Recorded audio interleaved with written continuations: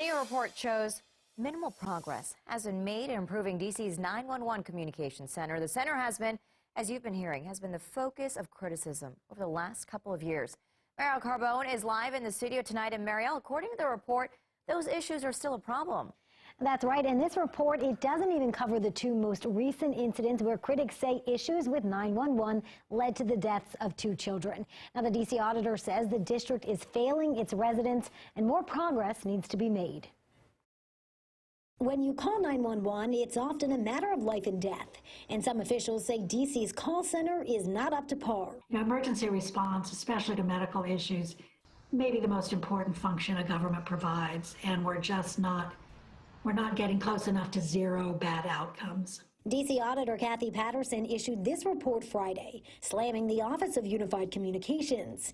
It's a follow-up to an audit done in October of 2021, which highlighted failures within the agency, including leadership, training, and use of protocols.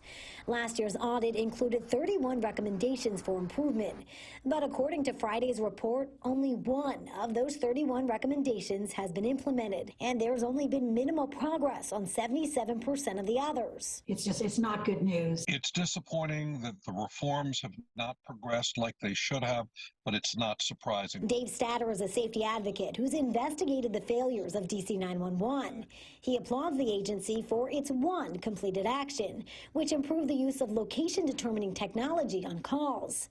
But he says its failure to increase supervision on the call room floor is a big problem.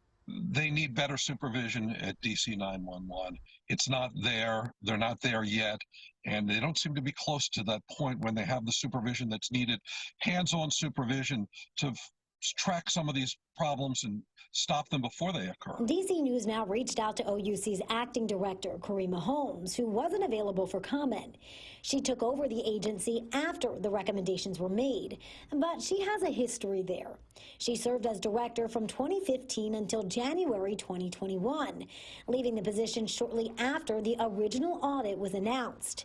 Mayor Bowser reappointed her in February of 2022, which she defended in a press conference Thursday. You know that Karima Holmes brings a level of experience that's unparalleled. In a letter to the auditor last week, Holmes wrote, "Immediately upon my appointment as acting director on March 7, 2022, I reviewed the audit and began forward progress. I also rounded out my executive leadership team, and we began to tackle the task list I developed to address the findings and recommendations." You know, mistakes will continue to be made because we're all human and mistakes do get made. The challenge is to reduce those numbers to as close to zero as we can get. And that's what the 31 recommendations are aimed at. So what's next? Well, a second report will be released later this year looking for more progress, and that one will look at the death of 2 children here in the district. Most recently, a 3-month-old who died in a hot car after an alleged mix-up with dispatch. In studio, I'm Marielle Carbone, DC News Now.